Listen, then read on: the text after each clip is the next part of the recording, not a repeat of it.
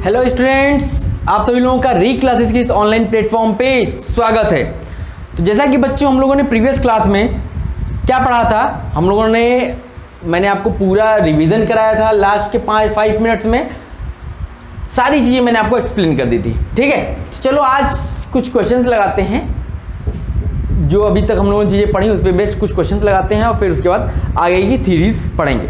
देखिए बोर्ड पे क्वेश्चन लिखा हुआ है, कहता है कि अ डेसी मोलर सॉल्यूशन, एक डेसी मोलर सॉल्यूशन लिया गया है किसका, H2SO4 प्लस वाटर का। इसका क्या लिया गया है, डेसी मोलर सॉल्यूशन लिया गया है, इसको बनाया गया है, प्रिपेयर किया गया है। तो कहता है then find out normality and strength. तो आपको क्या फाइंड करना है कि नॉर्मेलिटी बतानी है और स्ट्रेंथ बताना है। किसका नॉर्मेलिटी स्ट्रेंथ बताओगे, जो इसमें सॉल्यूट होगा। चलो अब देखो, सबसे पहले ये जो डेसी मोलर दिया गया है इसका मतलब समझ रहे हैं, इसका मतलब है मोलर का मतलब है मोलैरिटी दी गई है। क्या दिया गया है, मोलैरिटी दी गई है। देखो डेसी का मतलब समझते हो, डेसी का मतलब होता है 10 to the power -1, that means 1/10। अब ये मोलैरिटी, मोलर का मतलब हो गया, ये क्या दिया गया है, ये मोलैरिटी दी गई है।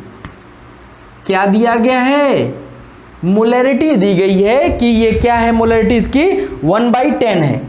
ठीक है, तो चलो अब देखो यहाँ पे सबसे पहले हम लोग को नॉर्मेलिटी निकालनी है, स्ट्रेंथ निकालनी है। नॉर्मेलिटी निकालने के लिए हम लोगों ने क्या फॉर्मूला पढ़ा था कि मोलैरिटी इंटू एन फैक्टर। तो इसका मतलब है एन फैक्टर चाहिए होगा।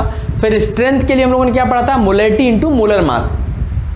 तो देखो सबसे पहले हम लोग क्या देखते हैं कि इसमें सॉल्यूट कौन सा है, सॉल्वेंट कौन सा है। तो सॉल्यूट की बात करते हैं, अगर सॉल्यूट ये क्या है, H2SO4 क्या है आपका, सॉल्यूट है। और सॉल्वेंट कौन है, सॉल्वेंट जो है वो है आपका वाटर। ठीक है, तो अब हम बात करते हैं, अब हम नॉर्मेलिटी निकालते हैं। नॉर्मेलिटी कैपिटल एन से डिनोट करते थे। ये क्या होता था, नॉर्मेलिटी इज इक्वल टू, ये होता था molarity into N factor. Formula लिखवाया था ना मैंने आपको, normality is equal to molarity into N factor. Molarity तो हमको पता है, एन फैक्टर नहीं पता है। तो एन फैक्टर निकालना मैंने आपको सिखाया था। H2SO4 क्या एसिड है, जब H2SO4 को हम लोग वाटर में मिक्स करते हैं तो ये क्या कन्वर्ट हो जाता है, 2H प्लस SO4 माइनस। मतलब अब यहाँ पे इसने कितने हाइड्रोजन आयन दिए, 2 हाइड्रोजन। तो इसका मतलब इसका जो एन फैक्टर होगा वो क्या हो जाएगा, एन फैक्टर हो जाएगा 2। ठीक है, तो इसका मतलब अब आपको पता है मोलैरिटी तो आपने 1/10 निकाली दिया हुआ है और एन फैक्टर आ गया 2। इसका मतलब इसकी नॉर्मेलिटी क्या हो गई, 1/5 नॉर्मल। इसका यूनिट क्या होता है, नॉर्मल। ठीक है, ये हमारा क्या हो गया, नॉर्मेलिटी हमने निकाल दी। अब हम आगे चलते हैं। अब हमको क्या निकालना था, स्ट्रेंथ। स्ट्रेंथ मैंने आपको बताया था कि भैया ये molarity into molar mass. Molar mass किसका, सॉल्यूट का। तो अब देखो मोलैरिटी तो आपने 1/10 निकाली ही है, दिया हुआ है। और मोलर मास किसका, H2SO4 का। H2SO4 का मोलर मास कल मैंने आपको याद कराया था 98। तो ये क्या हो गया, स्ट्रेंथ हो गई 9.8। इसका यूनिट क्या होगा, ग्राम पर लीटर। तो ये हमने दोनों चीज फाइंड कर ली, स्ट्रेंथ भी फाइंड कर लिया और नॉर्मेलिटी भी फाइंड कर ली।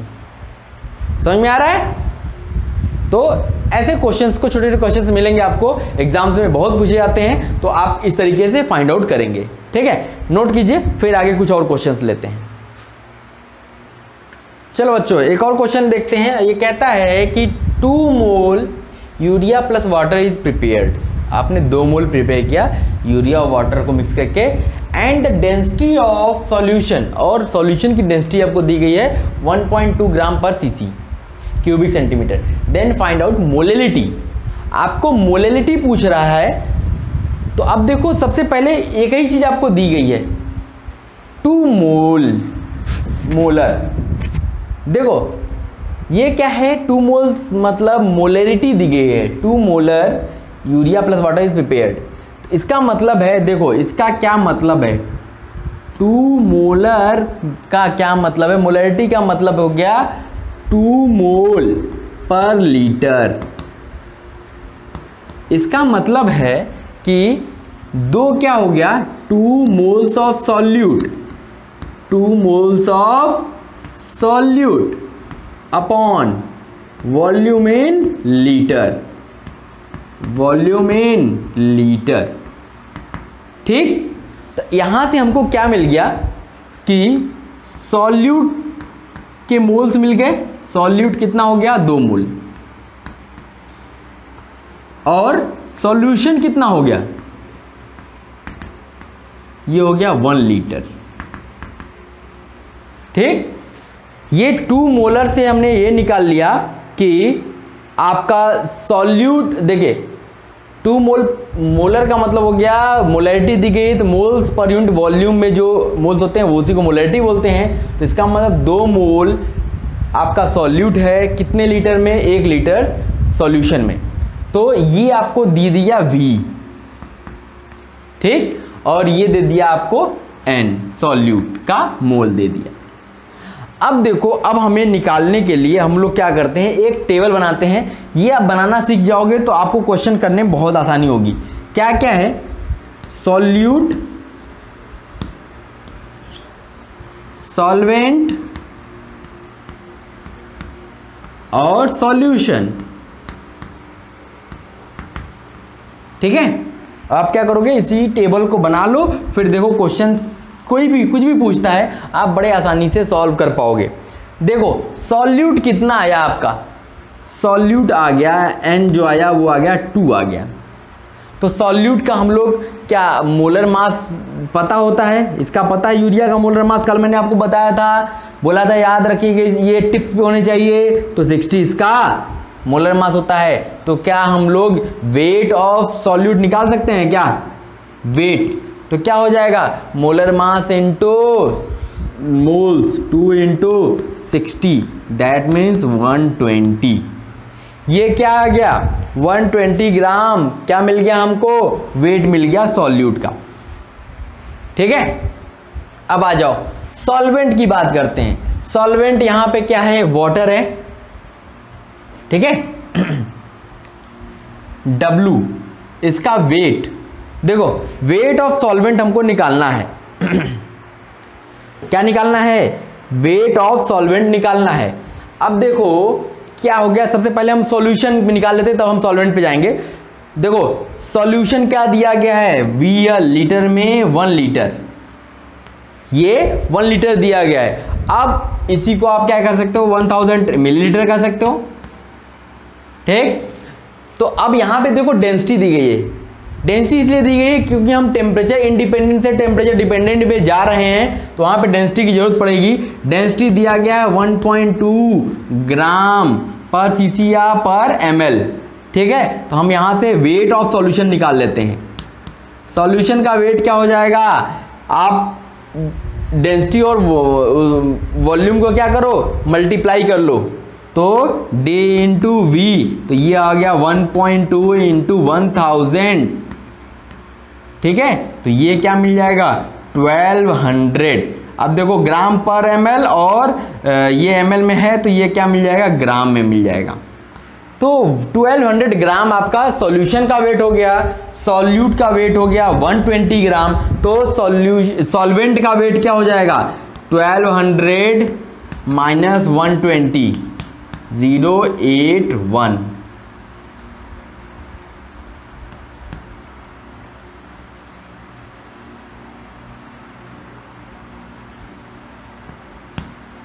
सॉरी 1180। ठीक है, देखो ये मिल गया हमको, ये हो गया सॉल्वेंट का वेट हमें मिल गया, क्योंकि हमें जब मोलरिटी पूछ रहा है तो वहां पे हमें सॉल्वेंट का वेट चाहिए होता है। याद है मोलरिटी की definition, given moles of solute upon weight of solvent in KG. ये किस में आया बेटा, ये आया ग्राम में, और हम लोग को वहां पे रखना होता है केजी में, तो W इन केजी ये क्या हो जाएगा 1.08 केजी। ठीक है, अब हम बात करते हैं, हमसे क्या बोला था निकालने के लिए, बोला था कि मोलेलिटी बताइए। तो मोलेलिटी क्या होता था, moles of solute upon W weight of in KG of solvent. हर जगह सॉल्यूशन होता था, बस केवल यही एक मोलेलिटी ऐसा जहां पे सॉल्वेंट आता था। तो यहाँ पे मोल्स ऑफ सॉल्यूट कितने हो गए 2 upon weight of in KG of solvent 1.08। तो ये हमको क्या देगा, यही हमारा क्या है, इसको आप डेसिमल चेंज कर लो तो ये हो जाएगा 200/108। यही क्या है हमारा, यही हमारा मोलेलिटी है। तो आपको हर एक क्वेश्चन में क्या होगा, इस तरीके से टेबल बना लेंगे तो आपको हर एक चीज क्लियर हो जाएगी, जो भी चीज निकालनी होगी आप आसानी के साथ निकाल सकते हो। तो इसको नोट करो, फिर आगे चलते हैं हम लोग। चलो बच्चों, अब एक क्वेश्चन और लिखा हुआ है बोर्ड पे, इस क्वेश्चन को करते हैं। इसमें देखिए सारी चीजें आपको फाइंड करनी है। क्वेश्चन देखिए कहता है कि 4% W/W ऑफ ए सॉल्यूशन, किसका सॉल्यूशन NaOH प्लस H2O का, इज प्रिपेयर्ड। ये बनाया गया if density is 1.5 gram per cc। अगर डेंसिटी आपको दी गई है तो कहता है मोलेलिटी बताइए, मोलेलिटी बताइए, मोल फ्रैक्शन बताइए, नॉर्मेलिटी बताइए और स्ट्रेंथ बताइए। तो चलो हम लोग सॉल्व करते हैं। सबसे पहले वही टेबल बनाना सीख लेते हैं। एक बार टेबल बन गया तो फिर उसके बाद सारी चीजें आसानी से निकल जाएंगी। सबसे पहले सॉल्यूट, ठीक, फिर इसके बाद सॉल्वेंट, फिर इसके बाद सॉल्यूशन। इन तीनों के लिए ये टेबल बना लेंगे तो हमारा काम आसान हो जाएगा। अब देखो सॉल्यूट में क्या है NaOH, सॉल्वेंट में क्या है H2O, और ये तो सॉल्यूशन है ही है। अब देखो यहाँ पे क्या दिया गया है 4% W/W। इसका मतलब है W/W का मतलब हो गया मास, वेट ऑफ सॉल्यूट दिया गया है, weight of solute, W of solute दिया गया है। कितना दिया गया है भाई 4 ग्राम। 4% का मतलब हो गया कि अगर हमने सॉल्यूशन, वेट ऑफ सॉल्यूशन, अगर इसको हमने माना कितना 100 ग्राम, तो सॉल्यूट कितना दिया है 4 ग्राम दिया है। इस 4% W/W का ये मतलब हो गया। अब देखो वेट वेट दिया हुआ है, फिर मोलर मास आपको पता है H2SO4 का कितना होता है भाई, बताया था आपको 40, ठीक। अब देखो जब वेट इसका 4 ग्राम है और सॉल्यूशन का वेट 100 ग्राम है, तो W ऑफ सॉल्वेंट ये कितना हो जाएगा 100 माइनस 4, दैट मीन्स 96 ग्राम, ठीक है। अब देखो यहां से हम लोग मोल्स कैलकुलेट कर लेते हैं। मोल्स इज इक्वल टू क्या होता है, given mass 4 upon molar mass 40, that means इसका मोल्स कितना आ गया 1/10। अब मोल्स ऑफ सॉल्वेंट निकाल लेते हैं। सॉल्वेंट का मोल कितना हो जाएगा, गिवन मास 96 और मोलर मास कितना होता है H2O 18, ये हो गया। अब देखो यहां पे सॉल्यूशन दिया है, हम लोग को क्या होता है कि लीटर में सॉल्यूशन भी चाहिए, तो ये तो ग्राम में दिया हुआ है, इसीलिए डेंसिटी दिया गया है। डेंसिटी क्या दिया गया है 1.5 ग्राम पर cc या पर ml। तो डेंसिटी क्या होता है mass upon volume, mass upon volume. तो वॉल्यूम निकालने के लिए क्या हो जाएगा मास अपॉन डेंसिटी। मास कितना दिया गया है 100 ग्राम अपॉन डेंसिटी क्या दिया गया है 1.5 ग्राम इंटू ml। तो अब देखो ग्राम से ग्राम कैंसिल, ये मिल गया हमको 1000 अपॉन 15 ml। इसको लीटर में कन्वर्ट करोगे तो क्या मिलेगा 1/15 लीटर, ठीक है। अब देखो सारी चीजें हमको मिल गई, सारी चीजें हमको मिल गई। अब हम फाइंड कर सकते हैं जो जो हमसे पूछा है, ठीक है। चलो तो फाइंड करते हैं भाई। अब पहला निकालते हैं। पहला क्या पूछा है? मोलैरिटी। मोलैरिटी क्या होता है? मोलैरिटी होता है कि weight of solute, moles of solute upon solution का वॉल्यूम इन लीटर। तो weight of mole of solute कितने हो गए? N/VL। तो देखो 1/10 तो मोल्स हो गए, अपॉन वॉल्यूम इन लीटर कितनी है? 1/15। दैट मीन्स 1.5 इसकी मोलैरिटी हो गई। ये पहला चीज हमने निकाल लिया। चलो अब दूसरा चीज काम करते हैं मोलैलिटी पे। मोलैलिटी क्या होती है? Moles of solute upon weight of solvent in KG. Moles of solute कितना? 1/10 upon weight of solvent in KG. Solvent का वेट 96/18। तो ये हो गया 180/96। ये क्या हो गया? ये हमारा, सॉरी एक मिनट, हाँ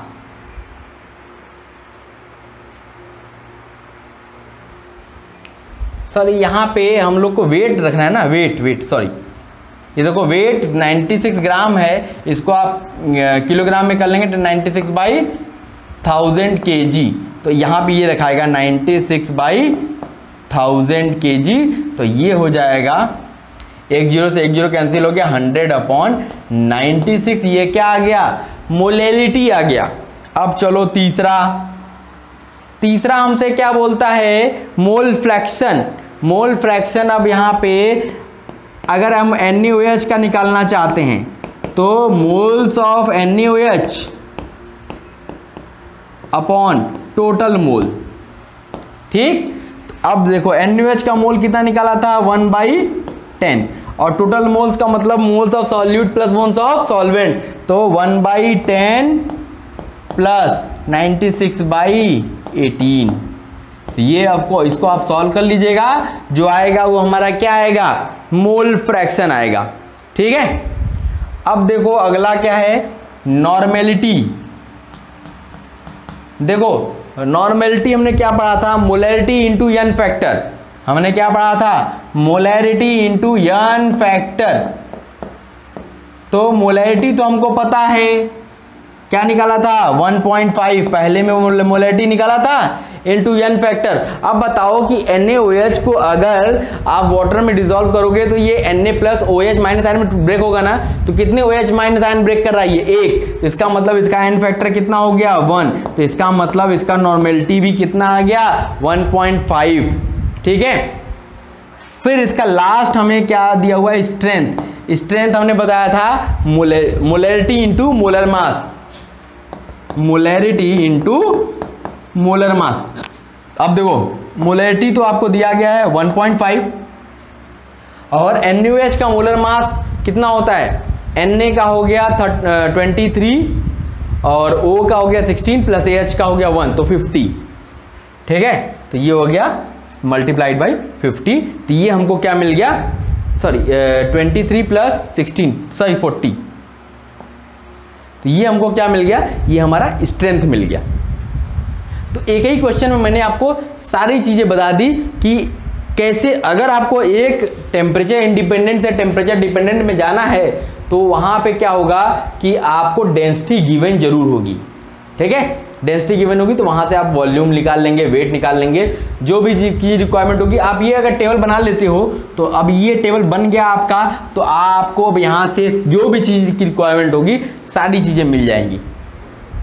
तो ये अगर टेबल आपने बना लिया तो फिर आपका कैलकुलेशन बहुत आसान हो जाता है। बस फॉर्मूला आपको पता होना चाहिए, फिर हम आसानी के साथ सारी चीज़ें फाइंड कर सकते हैं। समझ में आ रहा है?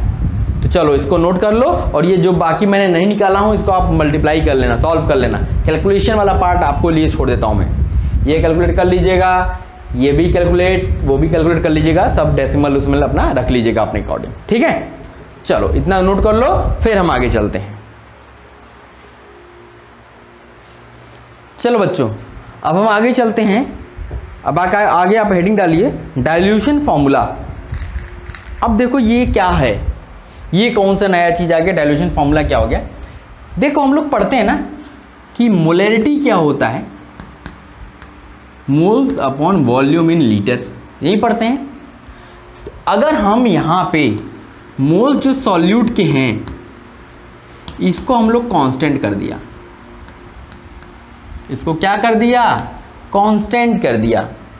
तो जब ये कांस्टेंट हो गया तो अब आप वहां देखो, अगर आप वॉल्यूम बढ़ा रहे हो, अगर आप वॉल्यूम को बढ़ा रहे हो, जब वॉल्यूम बढ़ेगा तो मोलैरिटी क्या होगी, मोलैरिटी क्या होगी, घटेगी, क्योंकि मोलैरिटी और वॉल्यूम में क्या रिलेशन होता है, इनवर्स रिलेशन होता है। तो इसका मतलब जब आप वॉल्यूम बढ़ाओगे तो मोलैरिटी घटेगी, अगर वॉल्यूम कम करोगे तो मोलैरिटी बढ़ेगी। तो अब देखो यहाँ से एक फॉर्मूला जनरेट हो गया आएगा, जैसे m इक्वल टू n/b है, तो अब हमने क्या किया, m1 is equal to n/v1, हमने क्या किया कि मोल्स को कांस्टेंट रखा हुआ है, और m2 is equal to n/v2। तो यहाँ से देखो, यहाँ से एक हमें फॉर्मूला मिल गया, क्या मिल गया कि m1v1 is equal to m2v2। ये उसी टाइप का है जैसे आप बॉयल्स लॉ पढ़ते थे, याद है। तो ये m1v1 is equal to m2v2, ये हमें एक फॉर्मूला मिल गया, इसी को बोलते हैं डाइल्यूशन फॉर्मूला। ठीक है, तो इसको नोट कर लो, फिर हम इस पे बेस्ड एक क्वेश्चन कराते हैं तो आपको चीजें समझ में आ जाएंगी। ओके, चलो बच्चों एक और क्वेश्चन लेते हैं। क्वेश्चन कहता है कि how much water should be added, कितना आप पानी ऐड करोगे in 500 ml of semi molar HCl solution. Semi molar HCl solution के 500 ml में कितना वाटर ऐड करोगे कि वो डेसी मोलर सॉल्यूशन हो जाएगा, डेसी मोलर में कन्वर्ट हो जाएगा, डेसी मोलर में। ठीक है, तो अब देखो यहाँ पे क्या दिया है, सेमी मोलर का मतलब समझते हो आप, सेमी मोलर का मतलब समझते हो, इसका मतलब होता है मोलैरिटी का हाफ। सेमी मोलर, मोलर मतलब मोलैरिटी, सेमी मोलर मतलब मोलैरिटी का हाफ, और डेसी मोलर का मतलब हो गया, डेसी मोलर का मतलब हो गया मोलैरिटी का क्या हो गया 1/10। ठीक, अब देखो अभी हमने एक फॉर्मूला पढ़ा था ना, क्या पढ़ा था कि m1v1 is equal to m2v2। देखो अब यहाँ पे m1 तो हमको दिया है m/2, सेमी मोलर कितने में मिक्स किया गया, 500 ml HCl में मिक्स किया गया। हमको क्या बताना है कि डेसी मोलर होने के लिए कितना ml उसमें वाटर मिलाना होगा। तो हम पहले सॉल्यूशन का वॉल्यूम निकाल लेते हैं। तो अब यहाँ से देखो V इन लीटर, V निकाल लेते हैं। यहाँ देखो क्या आएगा, V क्या आएगा, ये हो जाएगा 2500 ml। V हमको मिल गया, V में मतलब मिल गया 2500 ml हमको मिल गया सॉल्यूशन।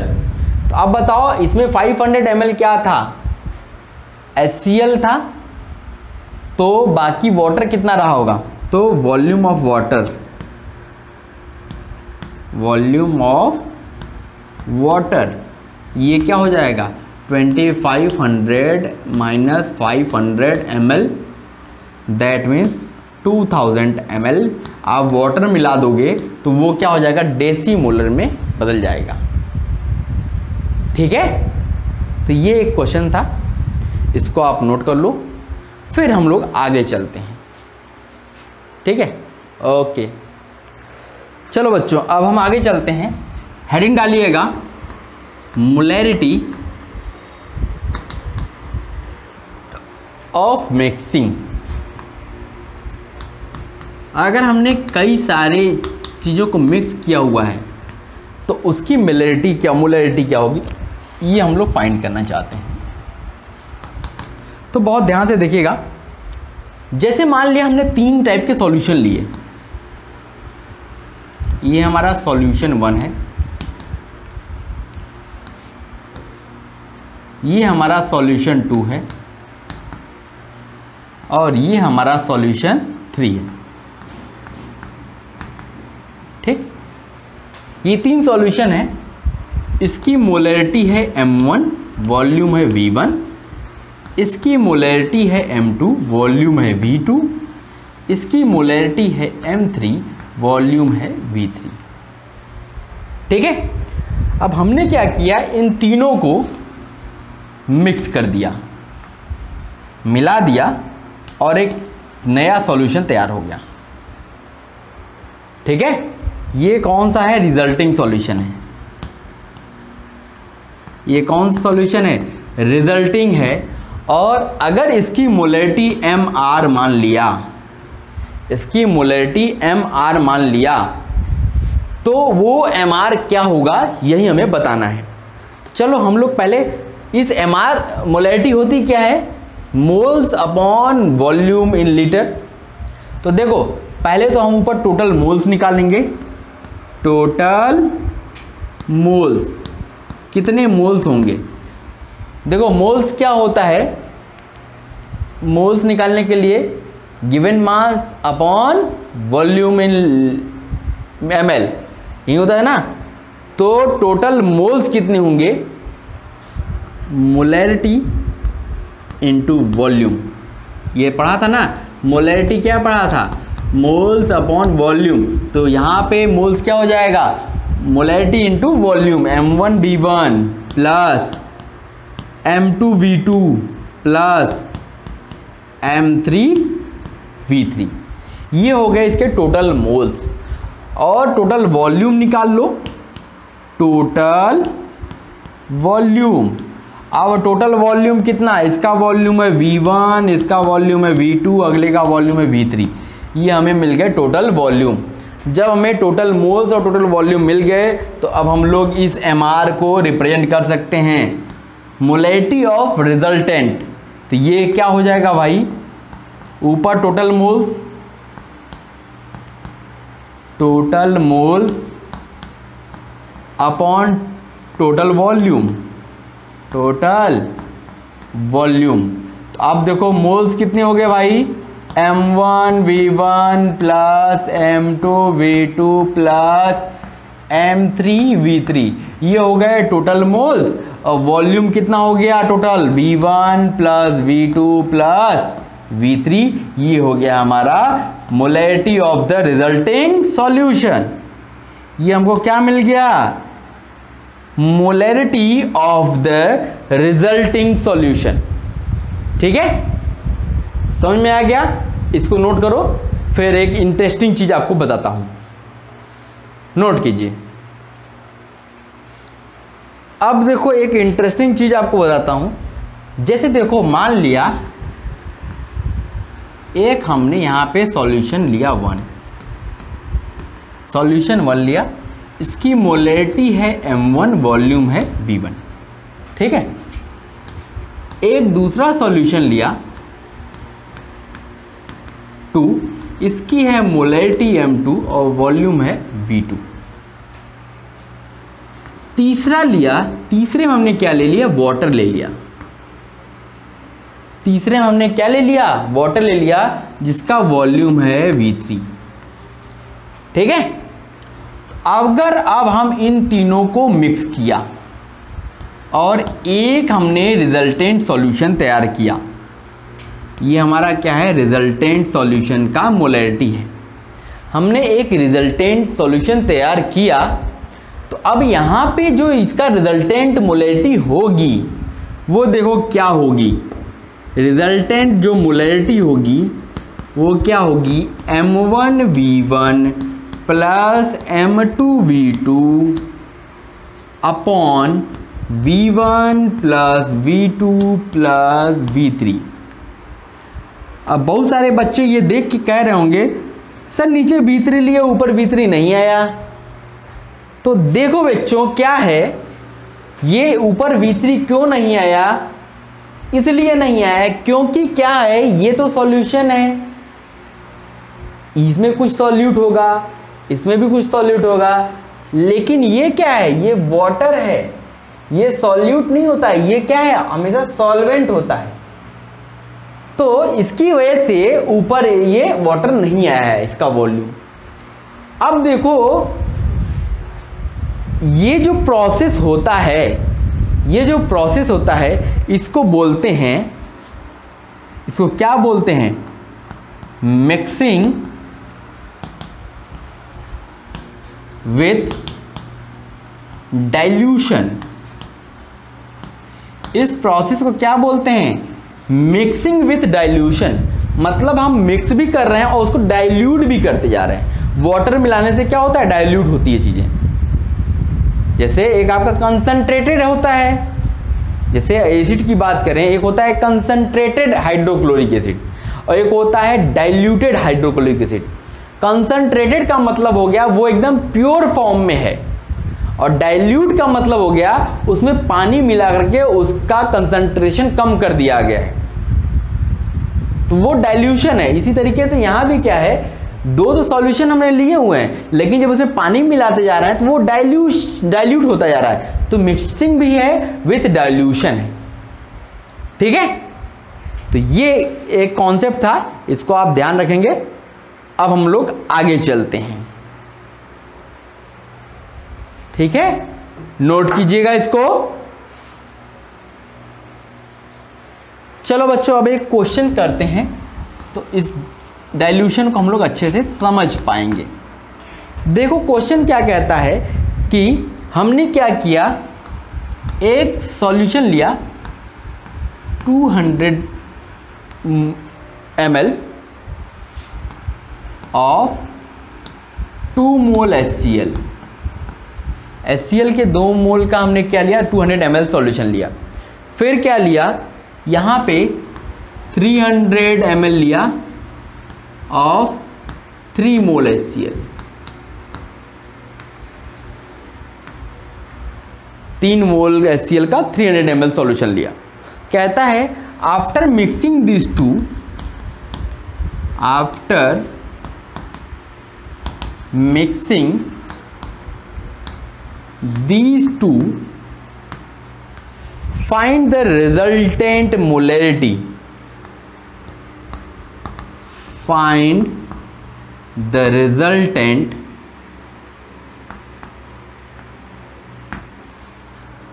molarity of solution.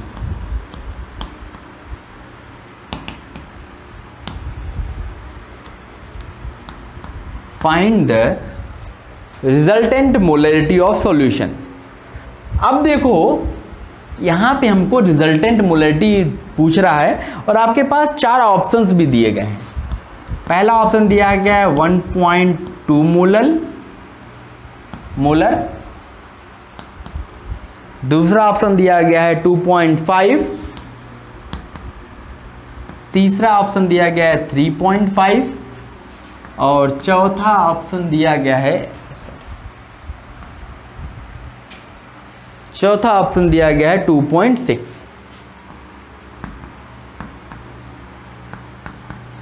ठीक है, ये 4 ऑप्शंस दिए गए हैं। तो कहता है कि बताइए इसकी रिजल्टेंट की मोलरिटी कितनी होगी। तो देखो हम लोग निकालना अभी सीखे हैं, तरीका सीखे हैं। हमने कहा था रिजल्टिंग जो मोलरिटी होगी, ऊपर तो आएगा टोटल मोल। तो देखो 2 mole of HCl plus 3 mole of HCl, ये मोल नहीं मोलर है। ठीक है, 2 मोलर ऑफ HCl, देखो तो मोल्स कितने हो जाएंगे, मोलरिटी इंटू वॉल्यूम, तो 2 into 200 plus 3 into 300 upon 200 plus 300। इसको सॉल्व किया तो क्या मिल जाएगा, ये मिल जाएगा 2.6 मोलर।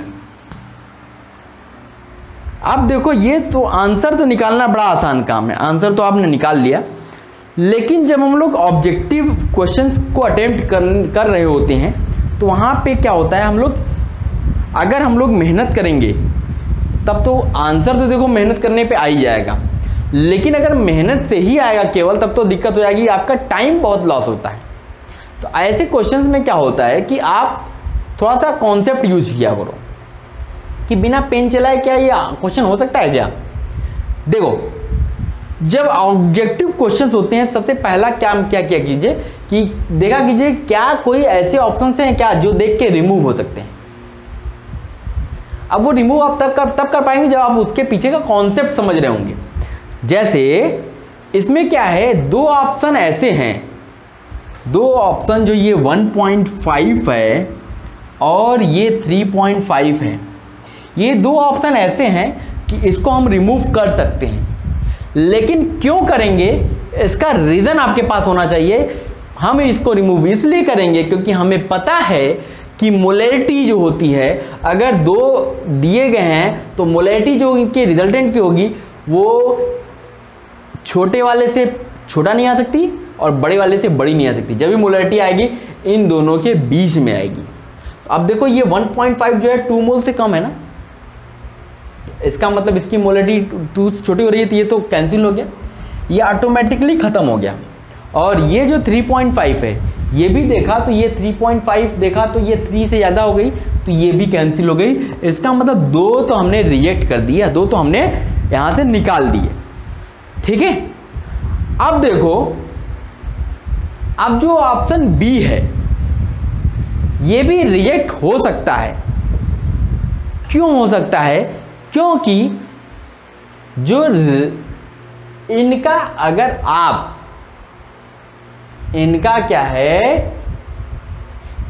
3 to 5, हाँ इन दोनों का अगर आप एवरेज लेते हैं, option B will also be rated as 2 mole and 3 mole gives average of 2.5 molar. तो दो जो बी और ए और बी जो मतलब क्वेश्चन में दिया गया 2 मोलर और 3 मोलर, इन दोनों का एवरेज लेंगे तो 2.5 आएगा। बट लेकिन क्या होता है कि वो 2.5 कब आना चाहिए, we have both mixture of same volume. अगर हमने दोनों का वॉल्यूम सेम लिया होता तब तो ये 2.5 होना चाहिए था। अगर इसका भी वॉल्यूम 200 लिया होता, इसका भी वॉल्यूम 200 लिया होता, तब तो ये 2.5 ही सही होता। लेकिन हमने क्या किया, हमने इन दोनों का वॉल्यूम अलग अलग कर दिया। जब वॉल्यूम अलग कर दिया तो इसका मतलब हो गया कि अब उसकी जो रिजल्टेंट मोलैरिटी होगी वो उनका एवरेज नहीं हो सकती। तो इसका मतलब ये भी रिजेक्ट हो गया। तो हमारा आंसर क्या आ गया, ये आ गया। तो ऐसे क्या है कि क्वेश्चंस को आप थोड़ा सा अगर दिमाग लगाओगे तो क्वेश्चन बड़े आसानी के साथ हो जाएंगे। ठीक है, और एक चीज और ध्यान रखना कि मिक्सिंग आप तभी कर पाओगे जब सब्सटेंस क्या होंगे, सेम होंगे। मिक्सिंग आप तभी कर पाओगे जब सब्सटेंस क्या होंगे, सेम होंगे। ठीक है, चलो इसको नोट कर लो, फिर हम आगे चलते हैं, एक क्वेश्चन और करते हैं। चलो बच्चों, एक क्वेश्चन दिया हुआ है, कहता है 200 ml of 0.2 molar NaCl and 300 ml of 0.3 molar NaNO3 are mixed together. Calculate the concentration of Na plus Cl minus and NO3 minus. Concentration निकालने के लिए देखो फॉर्मूला क्या है, कंसंट्रेशन ये Na प्लस इसका कंसंट्रेशन, इस ब्रैकेट में लिखने का मतलब हो गया Na का हम कंसंट्रेशन निकालना चाहते हैं। तो देखो Na का कंसंट्रेशन निकालने के लिए हमें क्या करना पड़ेगा। अब यहाँ देखो क्या क्या चीज़ें हैं, एक हमने लिया है NaCl और एक लिया है NaNO3। ठीक, NaCl का वॉल्यूम कितना लिया 200 ml, इसका कितना लिया 300 ml, इसके कितने मोलर लिए हुए हैं 0.2 मोलर और इसके कितने लिए हैं 0.3 मोलर। ठीक है, अब देखो जब ये आपको मिल गया है तो अब हम क्या चाहते हैं, Na प्लस का कंसंट्रेशन निकालना चाहते हैं। तो Na प्लस का मोल्स निकाल लो पहले, टोटल मोल्स क्या हो जाएगा, Na यहाँ भी है Na वहाँ भी है, तो 0.2 into 200 plus 0.3 into 300 upon total volume 200 plus 300, ये इसका कंसंट्रेशन निकल गया। अब हम चाहते हैं Cl माइनस का कंसंट्रेशन निकालना क्लोरीन का। तो क्लोरीन देखो कहाँ पे है, बस इसी में है ना, तो इसका टोटल मोल्स क्या हो जाएगा 0.2 into 200 upon total volume 200 plus 300, मिल गया। अब ऐसे ही क्या होगा, अगर हमें NO3 माइनस का कंसंट्रेशन निकालना है, NO3 माइनस का, तो NO3 कहाँ मिलेगा, उस वाले में मिलेगा, उसके मोल्स निकाला 0.3 into 300 upon total volume 200 plus 300। तो अब आपको इसको सॉल्व करना है, जो आएगा वही हमारा कंसंट्रेशन होगा। समझ गए? तो ये हमारा क्वेश्चन था।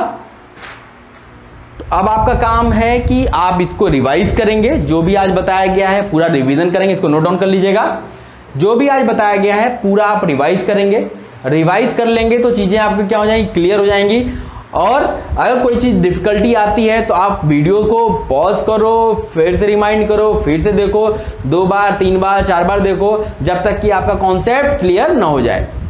ठीक है, तो आज के लिए बस इतना ही। फिर अगली क्लास में हम लोग मिलते हैं, तो इस पे रिलेटेड कुछ और क्वेश्चंस करेंगे, फिर आगे की थ्योरीज हम लोग पढ़ेंगे। Okay, thank you.